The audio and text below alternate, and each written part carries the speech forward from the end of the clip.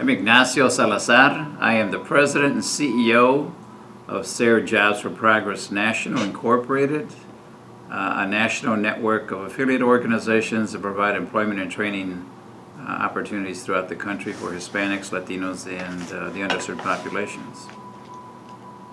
Mr. Salazar, where did your family come from and when did they come to Lenawee County? My parents were migrant farm workers, and on both sides. They end up settling in Adrian, or the surrounding area actually was Blissfield, and then to Adrian. On my mother's side, it was by accident that they stayed here. One of my aunts needed an emergency appendectomy at the end of the harvest season. That depleted the funds of the entire family, and so they had to stay. And they ended up staying in the Blissfield area originally, and then moved to Adrian. On my father's side, they were also migrant farm workers that had made a determination to settle in this area. And so my parents actually met in the Adrian area. They eventually went into the manufacturing sector, transitioning out.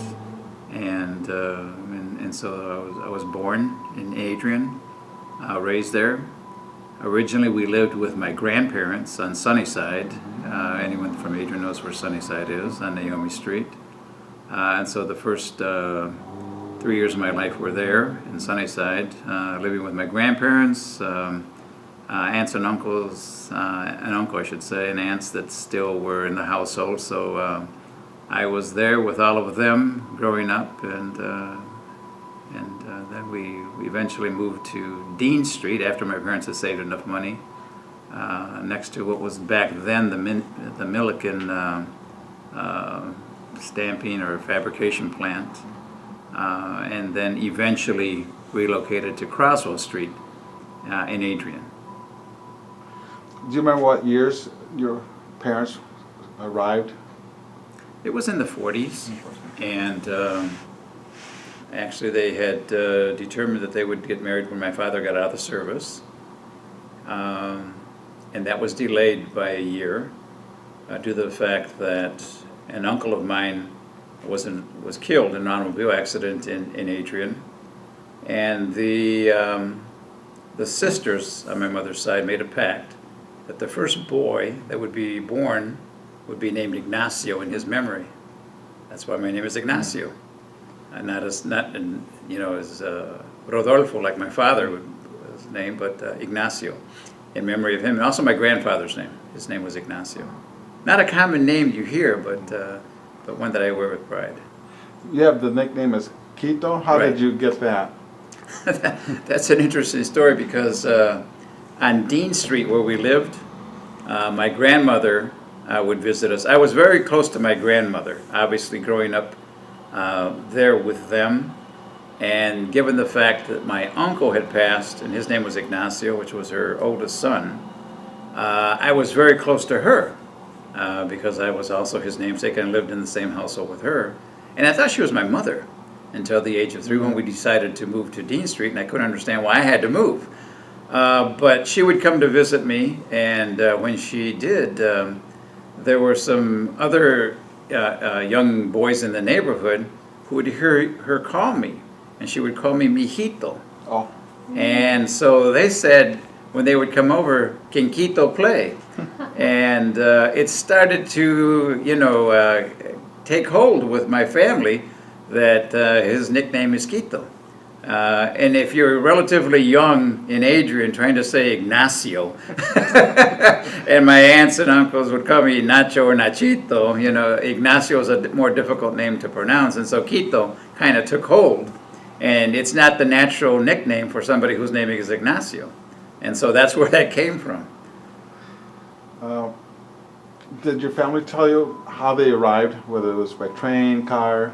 By car. They would drive back and forth. Everybody, in a car, and From Texas? from Texas. My mother's from Cotula, South Texas. My father's from the West Texas area. But they would all pack into a vehicle and make the trek north. They would borrow from a businessman in the area the funds to get here, and out of the funds that they would generate here, pay that individual back when they returned to Texas. They weren't able to go back, as I indicated, because of my aunt, and ended up staying here. They paid the businessman back, but that's how we ended up, in Michigan. When they were migrating, where would they stay? Did they stay on the farm or place? Okay. Yeah, So yeah. They would go to Ohio and then to Michigan, but they would stay on the camps that were on the farms themselves. And what kind of crops did they work with? They were in, well, they did tomatoes, sugar beets, apples. They did corn, and the different products that you will find in the southern part of Michigan, the northern part of Ohio. So they did a little bit of everything. My grandfather, even after we had settled in Michigan, would still do that. And I would watch them pick him up in the morning, and put him on the flatbed truck, and off he would go to actually still do farm work in the area, even though we had settled in Michigan. And there were times when we all did that, even my parents, because there were times when employment wasn't consistent. There were some difficult years in the 50s, and everybody did it, including myself. What are your earliest memories of doing that? Anything special? Of farm work? Yeah. Oh my gosh. If you've ever picked tomatoes, your hands will be black. The odd part is that how you clean your hands is by a tomato. You have to break the tomato open and use the acid and whatever from the actual tomato to clean your hands. So even though you've gotten your hands black from working in tomatoes, you break a tomato to clean your hand, to wash your hands. And then we would actually eat tomatoes as part of what we ate during the day as well. But you would take, the stem from a tomato, and that would be your count for a hamper. You used to put them in hampers, and keep a stem for every hamper that you picked. And your take might be 10 cents a hamper, or 9, depending on where you were at.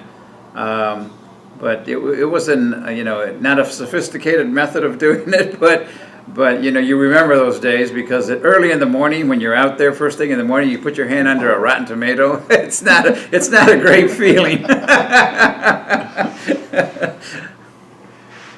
You were talking before about living on the camps. Mm-hmm. What was that like, and about what size were they? That was my parents. We settled, and I was born when they settled. Right. Yeah.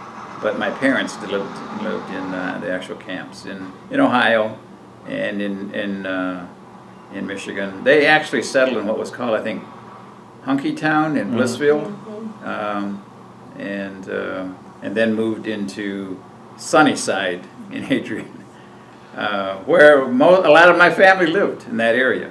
I had an uncle, Joe Martinez, who used to own a little store in the area, La Pulquita, and my father was a projectionist to show movies off a sheet, basically, back then in those days, and I would go upstairs with him, and it was a store, and there were a couple of stores in the area that catered to the local community, and people would gravitate into the area to buy goods, etc.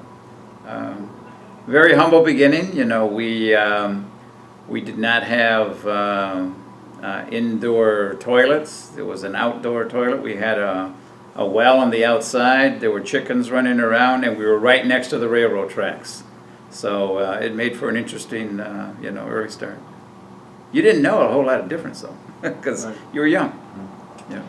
Did you work as a child in the fields all day long, or would you go out and play? When I would, yes, it was all day long. Yeah. And I would go with my grandparents on both sides of my family. They both did that, and so did potatoes as well, and other products. But sure, it would be a day-long event, because once you're out there, you're not coming back until they're coming back. so you did that for the day. What was lunch like? Hot usually. It's stoop labor. You're bent over all day, so you're just glad to move around and flex your back and and get in the shade usually, because it's usually done in hot conditions, and get something cool to drink, and maybe a sandwich if you're having a good day. Now, did you do that separately, or did you all take a break at the same time? No, everybody would take a break at the same time. Yeah. You mean you had to follow the lead of the older people, so. Were there any stories that were told during that time? Yeah. Talking about how we would get here, and relatives, and people back in Texas or Mexico or wherever. My grandparents are mixed. Half of them are from Mexico, half from Texas. But yeah, it was just always in. And then there was, depending, my one grandfather would play a harmonica and sing. My other one, not so much talkative, but my grandfather, my dad's side, would do that. But we didn't do that as much with my grandfather and my dad's side as we did with my grandfather and my mother's side, in terms of actual farm work. Which led me to actually be involved with the farm workers when I graduated, with a bachelor's degree. One of the things that I wanted to do, because it was so much a part of our life, was to actually, even though I had a business degree, and my professor said, we didn't train you to go do, social work. We trained you to go into the business field. I said, well, I have to do this because it's a commitment that I have personally. And so I went to work after I had a bachelor's degree in southeastern Michigan, and I was director at a very young age of an organization called United Migrants for Opportunity Incorporated, and we assisted the migrant farm workers that came into the area with emergency food, housing, transportation, making employment connections, etc. And an interesting story is one of the individuals that I came across that worked for me, his name was Arturo Rodriguez. And he ended up coming to school here at the University of Michigan. He was from San Antonio, Texas. And through what we were doing, he got involved in the grape boycott, and in Detroit met his wife-to-be, who was the daughter of Cesar Chavez. Oh, wow. And Arturo today is the president of the United Farm Workers. He took over for Cesar when Cesar passed. And so we maintain a very strong connection, he and I. But he got his start here in southeastern Michigan, and is now the head of the farm workers nationally. And a lot of people don't know that he's a graduate of the University of Michigan. And actually, in the winter edition of the alumni edition that we put out, he's going to be featured there. What was your involvement with the boycott? Did you? Well, we were very strong here. I was a student here as well. I did my master's work here at the Graduate School of Social Work. And we were involved, in the stores in the area. We would go into Detroit. We would go into other areas, Lansing, Saginaw, as students. And so we had a strong connection to that. And it seemed like we boycotted a lot back then, and a lot of different, products, etc. But I had the opportunity to spend a day with Cesar when he came here. He spoke here at the university when I was a student as well. And they elected me to be his personal bodyguard, probably because of my size, I'm not sure. but so I got to go with him wherever. And then he spoke here at Hill Auditorium, and I was on stage, virtually next to him while he spoke, as his bodyguard, as I mentioned. And so I got to meet the man himself, and what he represents, etc. And that was a great experience. What age were you when you became director? In Adrian? Of the I was 22. Migrants for Opportunity. I had just graduated with a bachelor's degree. And I had an uncle who was working with the organization. His name was Eliseo de la Cruz, Cheo. And he became the housing director, on a statewide basis for UMOI. And I was the area director for the services. And so I worked a lot with him as well. Back back to your family, how did you celebrate holidays? Are there any memories from those days where you wake up for Christmas, or maybe celebrated some other night? Or?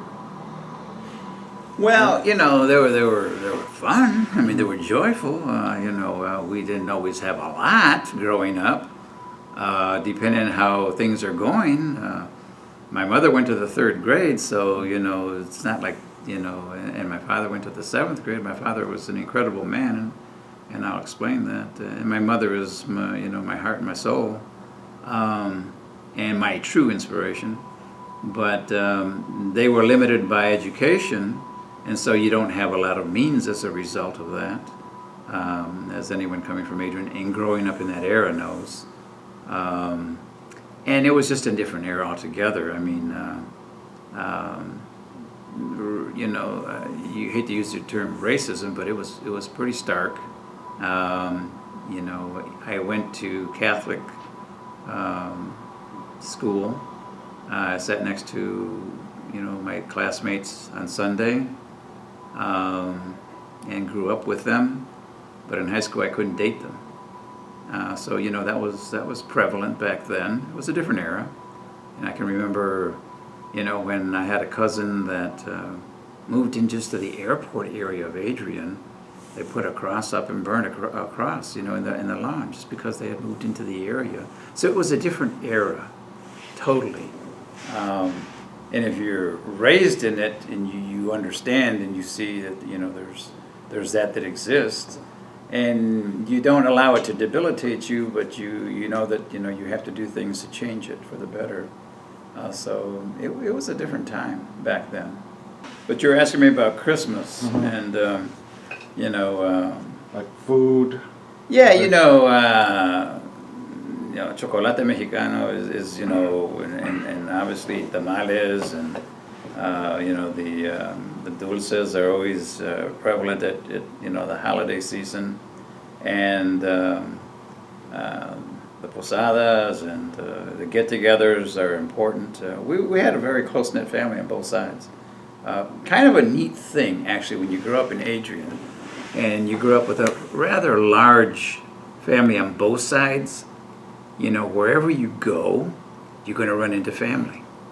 And even though there was that, you know, the difference, the divide, you had a long and strong, you know, family connection. And so that was important and very, very meaningful, you know. And so, you know, there's a lot of good memories of growing up in Adrian because of that, because of your extended family. I mean, we'd get together every Sunday on my father's side at my grandmother's house, everybody. I mean, it would just be, you know, in the summertime, outside, and, you know, it'd be badminton or baseball or soccer and music and a barbecue and, you know, whatever, but it was just a way of maintaining that family connectivity, and so much of that is lost over time, but it was a good thing growing up to have that. You had brothers and sisters, and did they all go to Catholic Central? No, I have 3 brothers. One has passed. They did not. Catholic Central closed, and 2 of my youngest brothers actually graduated from Blissville. At the point that I graduated from high school, my parents moved to Ogden Center because my father wanted to get out of the big city. and the fast life of the big city. So they were in Ogden Center, which is way out there in the middle of nowhere. I remember they used to have these battery, it's really hard to believe, but they had the batteries and the crank, you got to get the store in town to make a call. And then whenever somebody was calling, there'd be that, you have to count the rings, too short, too long, whatever, It was, so they graduated from Blissville. With you going to Catholic Central, does that mean that your family was really pushing education and religion? Yeah, both. Both. Yeah, both. I indicated that, my father was an incredible man. My father went to the 7th grade. I taught my father math in high school, when I was in high school, so that he could pass a test. He worked at was called Stumnus Green, and he became a foreman. Then he became the quality control manager. My father ended up traveling to Spain, to South America, to England, because he was bilingual, and back then there were few, and that knew that, that automotive piece, especially as related to making seats, etc. My father, when I was, I think, a senior in high school, I picked him up. He'd come back from England, and he flew in the Concorde. And this is a man that had a 7th grade education. I'd never even been on a plane at that point in my life. It wasn't until I graduated from college that I got on a plane. He was an incredible man. He was only limited by the fact he didn't have the opportunity to have an education because they were transient for economic reasons. Now, you say your mother was your inspiration. Can you Oh explain? yeah. I've never for one second I've ever doubted her commitment to me and her love for me. So she's always been my rock, and you always have to have somebody, regardless of whatever is happening to you in your life, because everybody has challenges in life, and it's a question of how you deal with them. I was a single parent when I was at the University of Michigan, and you have to man up and do things you got to do, and she was my rock, someone that I always knew that I could count on. She couldn't always help me, but she would listen to me, and sometimes that's all you need. And that's helping them. Yeah. Were you quite involved at Catholic Central at sports or? Yeah. I played football. Did fairly well. Had offers to play at the university and college level. It's a really strange story because my father really wanted me to pursue the Air Force Academy because they were inquiring, and I said, "Dad, this is not going to happen." He said, "Mijo, you can be the first Mexican to ever play the Air Force." I said, "Dad, I'm acrophobic." "What does that mean?" "I'm scared of heights." That's not going to happen. But surprisingly, I did not play with an athletic scholarship. I made the decision that it wouldn't be the best thing for me because I played football for 4 years, and I thought that it would just detract from me, being able to concentrate on what my goal was. What was your goal at that time? To have a 4-year degree by the age of 22, to have a master's degree by the age of 24, and do my doctoral work and be done by the age of 27. Did you know specifically what you wanted to study at that time? My undergraduate, yes. Yeah. and The that's- master's degree changed, Right. and it was in administration and policy here at the Graduate School of Social Work. And then I did my doctoral work in the Center for the Study of Higher Education Administration here on campus. And got to the dissertation stage when I got involved with an organization out of Detroit called SARE. But I was a single parent too, so.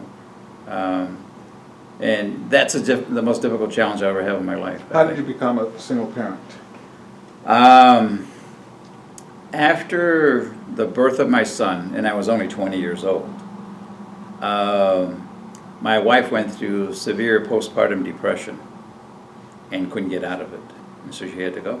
She left. She made a decision. And you were a student here at UM? I was starting my master's work. My son was close to 2 years old, I think. And I was about to begin here. But she made a decision that she just couldn't do it anymore. And I knew that it was the right decision to do, actually.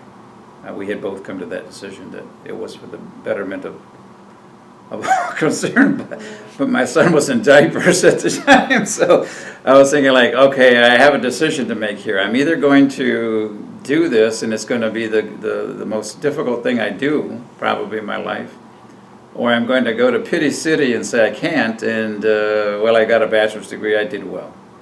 And I made the decision, no, I'm going to pursue this. Were you working and going to school at the same time? Yeah. And being a single father? Yeah. I was, as I indicated, working with the migrant farm workers. Arturo lived with me. My son lived with me.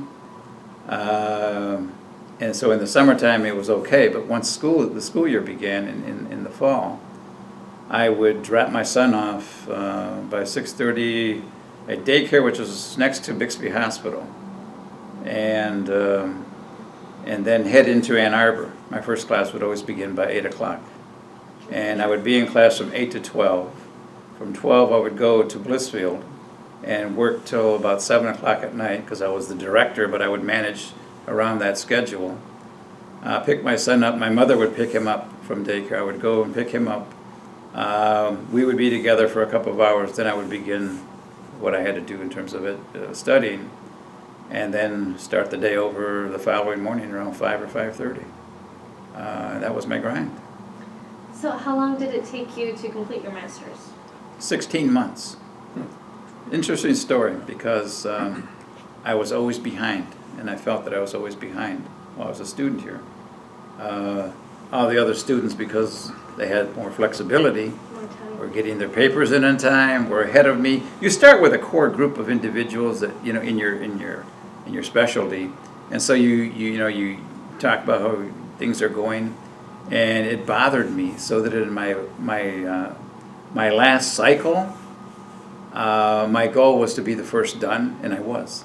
I was done by Thanksgiving, and we actually didn't have to finish until the middle of December. And I was the first one in my core group that finished. And I remember, I thought I was not going to make it at this point, but I did. And then I actually came to work here at the university following that because I wanted to pursue my doctoral work. And I went to work for the Graduate School of Social Work. I started off doing some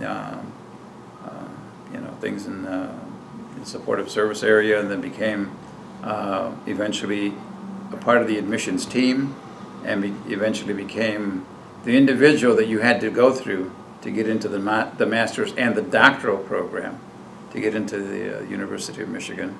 And I was one of 3 people in that unit at that point. And I did all of the financial aid for every student. You work your way and you develop the trust based on what you are as an individual and what you contribute to work. And I worked my way up to that point where had I stayed, I would have become the director of admissions and financial aid for the university in the graduate school. But at the point that I was at the dissertation, I got involved with an organization called SARE in Detroit. And that changed. I think what Amy was getting at when you went to get your business degree, what were your goals at that time? Oh, my goal was to go to work in corporate America.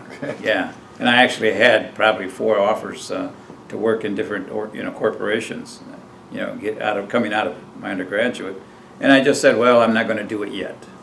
But I interviewed, got offers for employment, etc. And then I said, well, I'm not going to do it yet. I got to do something. Before, my thought process was before I make, a financial, contribution to myself, my family, etc., I need to give back. And so I wanted to give back first so that I didn't forget it. And You stuck with the social. I stuck with that piece.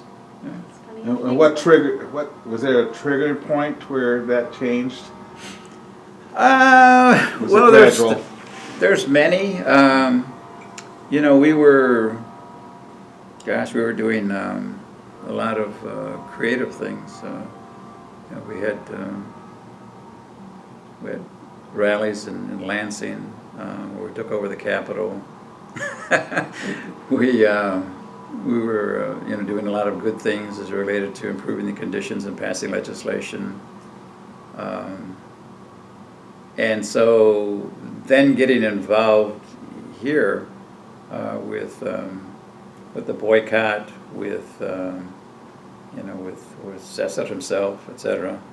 It led me down this path as opposed to staying at the university ultimately, or going back into business. I mean, which I had a degree for.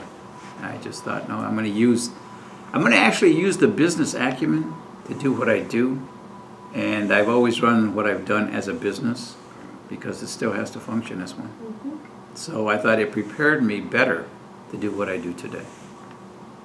You've gotten the gamut of a lot of civil rights movements through the ages. What were Mexican Americans called back in the 40s, and can you take us through today, what do you prefer? Hispanic, Latino, Mexican American, Chicano? Well, there's a you kind of go through this change, growing up we were Mexicans. Once you got to high school we were Mexican Americans. Once I got to the University of Michigan I was a Chicano. Today I'm more Hispanic or Latino. So you go through this change, it differs. I mean, growing up in Adrian, there weren't a lot of Puerto Ricans. There were a lot of Mexicans. There weren't a lot of African Americans. There were a lot of Mexicans, and so you really stood out in terms of you're not here, you're over there, and over there it's this, and we were that. If you know what I mean. So yeah, it changes over time. And because of what I do, I'm the chairman of the Hispanic Association of Corporate Responsibility. And because of what I do, and I'm in Texas, and in Texas it's more Hispanic than Latino. In Illinois it's more Latino than Hispanic, etc. In New York it's more Latino. It's the best where you're at in the country as well. But I always reference both, Hispanic and Latino. But if somebody asks me what I am, I'm Mexican, Mexican American, and proud of it. Do you have any stories that you can remember either from your childhood or more recent or when you were in college even, any discrimination stories against your race in particular? Well, growing up there were many, but at the college and university level not so much. Because there, more so, you can distinguish yourself based on intellect and not so much where you live, what your parents' educational level is. You separate yourselves intellectually more at that level. And that's good, because then you can determine who you respect or who you follow or who you don't, etc. And so I not had issues once I got out of high school, respecting who I need to respect and having individual respect who I am based on what I do and how I do it. Were there any incidents, or maybe one incident that had an impact on you, said, I'm going to have to do something about that? In terms of it taking place,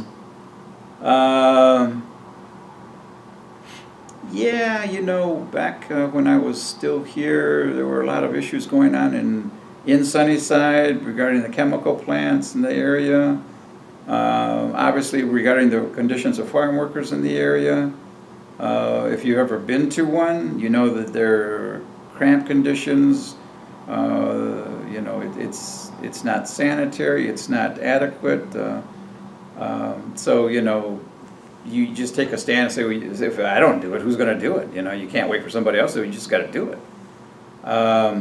When I was a student here at the university, we took over the university administration building one day, along with the African American students. Because there needed to be some changes that were required. And I still work with the university. I don't do it in that regard, but I do it in a different light, obviously. But I still work with the university to make it more diverse. And it is today, to make it more welcoming, and it is today, to make sure there's an infrastructure here at this institution that allows somebody coming in that's first generation, low income, feels as accepted as somebody else who's had more benefits in life growing up or more advantages in life growing up. So you're always working all the time to improve the conditions. Even what I'm doing today as it relates to the Hispanic Association of Corporate Responsibility. Next week we have meetings set up with Ford, Fiat Chrysler, and GM. And we're meeting with the heads of the CEOs all the way on down. And what we're saying is, how are you doing in the areas of employment, philanthropy, supplier diversity, and governance? And we want to know. Because today, in America, we represent the greatest growing demographic, the demographic that will be the greatest consumer base going forward in terms of new entrants into that. So we become very important to the economy of this nation. And if we're important to the economy, we need to be important in the corporation itself. And the way that they're going to make themselves more competitive is they're getting the thinking, the ideas, the innovation of that group, because that's the group they're trying to attract. And so it just makes good sense to do that. So yeah, I mean, you continue on in doing what you do. I know your job continues, your goals continue, but is there an opus or is there anything that you're really proud of that you've done, an accomplishment that you've done, or accomplishments? You know, I have spent a good portion of my life, my adult life, working on issues related to Hispanics and Latinos. But I've also taken the time to recognize that other groups need, to have attention. And I did something in Detroit that I'm very proud of. And I had developed a corporation out of Detroit that was operating in many states. We had over 1,000 employees. We had a budget of over $70 million as a not-for-profit corporation. We started from nothing, absolutely zero. And you create that through innovation and outthinking other individuals in the process. But in Detroit, I had an opportunity to do something that was going to be truly long-lasting on the east side. The east side of Detroit is the most impoverished area of the city of Detroit. And I went into that area and took over what's called today the Samaritan Center. It was a hospital, a relatively new hospital. It's 520,000 square feet big on 26 acres of land that had closed because of financial considerations. And so the Trinity Health System wanted to do something to try to make it right in the area. And so they put an RFP out to entities all over the country to bid on taking over this structure and doing something positive with it. We ended up being one of the 3 finalists, and they got the 3 finalists in the room and said, why don't the 3 of you come together as one and do it? And so it was, back then it was Boysville of Michigan, which is now Holy Cross Children's Services, the YMCA of Metropolitan Detroit, and SARE. And we were in a room, and the YMCA said, well, this is not something that we want to do.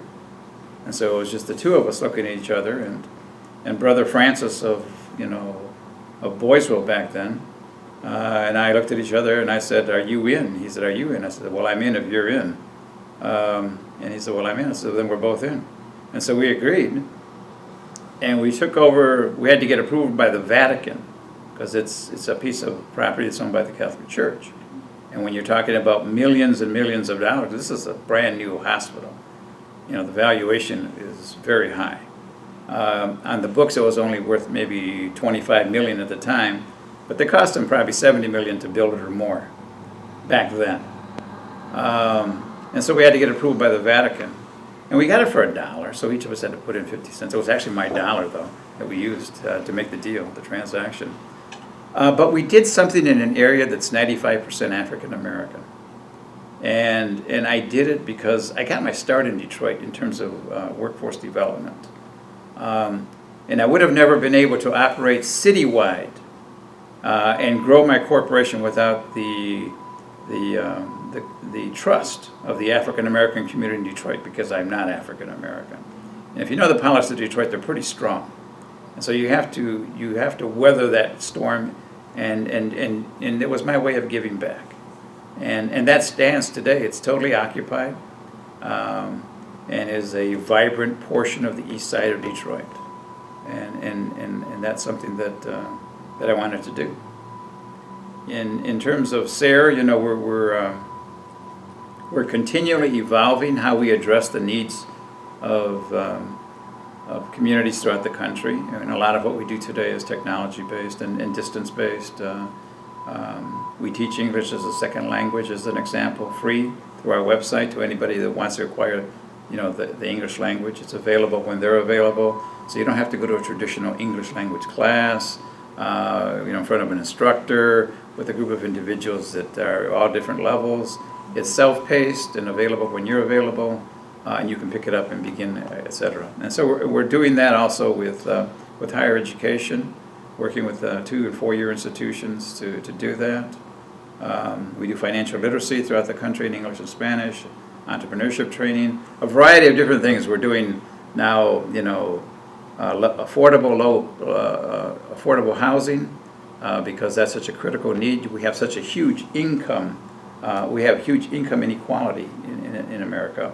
And a big portion of what has to be done is to provide affordable housing for our senior population and for a lot of our younger population that's trying to get ahead, start up. And so for that, we've also, begun to do early childhood education, dual language. We began in Dallas, and now we're going to go throughout the country with that. And early childhood is especially important because it's 0 to 3. And so many young people that haven't made it yet and are trying to make it need that, for their children. They did a study and they found that by the age of 3, children of low-income families hear 30 million fewer words. And so by the mere fact you're just hearing fewer words, you're starting out behind. And so we're trying to close those gaps, achievement gaps, and it begins right away.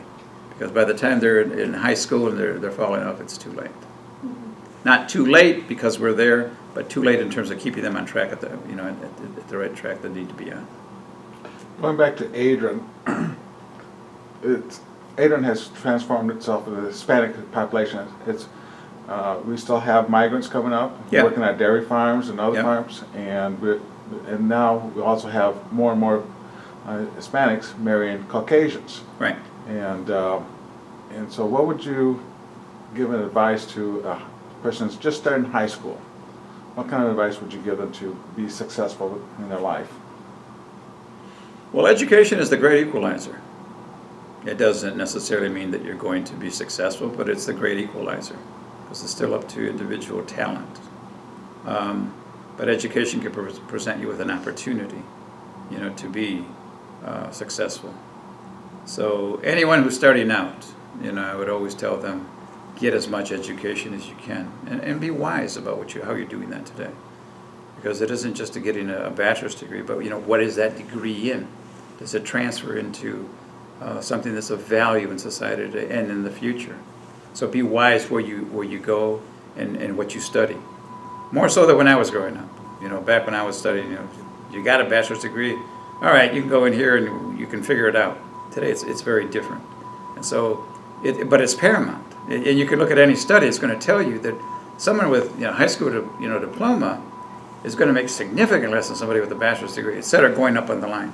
And so, you've got to pursue an educational track. When I was young, I didn't realize that we could date whites, and it wasn't until an uncle of mine one day, was dating, and I was kind of like almost in shock. And this is when I was probably ready to go into high school, because you just didn't see it. Now it's very prevalent. Anyway, it's very common. And that's good. And that's good because obviously we've made gains in that regard where you can be accepted on who you are by anyone. And that's what you want to see, is the opportunity to make your own decisions in life that are good for you. And so I think that's progression. Actually, the majority of my younger cousins are intermarried today, and their kids. So we've come a ways in that regard, and that's good. One question I did have is, you were talking about how close-knit your family was and you all living together. Did anyone, whether they're passed away now or maybe even still living, did any family members pass down artifacts or old photos to you that you were able to? Oh yeah. hold I've on? got a lot of old photos of my grandparents. When they were very young, on both sides. If you walk into a typical Mexican household, you're going to find the Virgen de Guadalupe. That's just basic. Did you have the altar too? We didn't, but No? Okay. my grandmother did. Yeah. What we had were we had a big portrait of, there was a Mexican movie star. His name was El Indio Fernandez, and and you know, they had the bandoliers, you know, the bullets that go both ways and whatever, and he was just but we had a big picture of him. And, you know, we had, you know, arrows from bullfights, you know, things of that nature. But, you know, and always, you know, the food, you know, and the conversation and the family gatherings are special.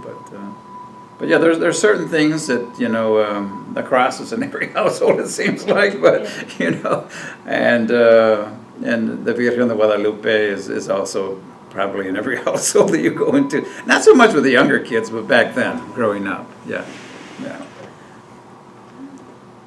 I don't have any other questions. Do you have anything you want to add to the interview?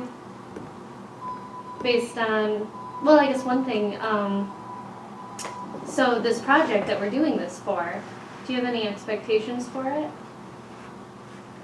Well, I think it's number one, it's great and necessary, you know, to show the richness of cultures and the contributions that everyone makes. What you find so much is that in the Hispanic Latino community, the Mexican community, you know, whatever, how you want to define that, is that so much of that gets kept within communities and it isn't shared. And so that's true in America, not just in Adrian, but in America. And you know, people make contributions. Everyone's capable of making contributions, but we're just not aware that everyone's doing it at the level they do it. And so I think this kind of a project is important to tell the people in Adrian or Lenawee County that that you've had a lot of good people come through and you know and recognize that.